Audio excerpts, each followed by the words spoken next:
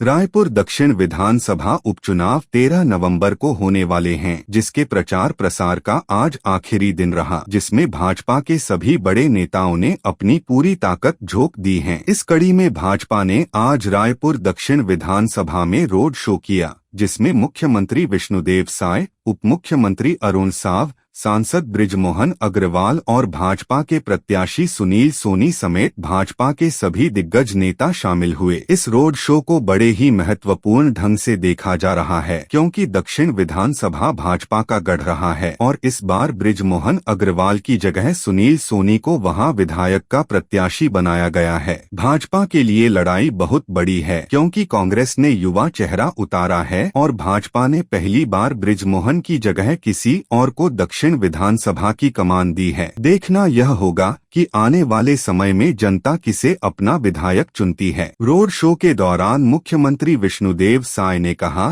कि दक्षिण विधानसभा की जनता जानती है कि बीजेपी जीतेगी तभी क्षेत्र का विकास होगा, क्योंकि केंद्र में नरेंद्र मोदी की सरकार है और राज्य में भाजपा की सरकार है। जनता इसीलिए भाजपा बड़े मतों के साथ जीतने वाली है। देखिए, आज हमारे प्रत्याशी श्री सुनील सोनी जी का जन आशीर्वाद यात्रा थी। भारतीय जनता पार्टी की जन आशीर्वाद यात्रा थी और आप सब लोग भी साथ साथ हैं। पूरे शहर में किस तरह से उत्साह है लोगों में, मतदाताओं में, आप सब लोगों ने भी देखा है। पूरा जन सैलाब सड़कों पर उतर पड़ा है और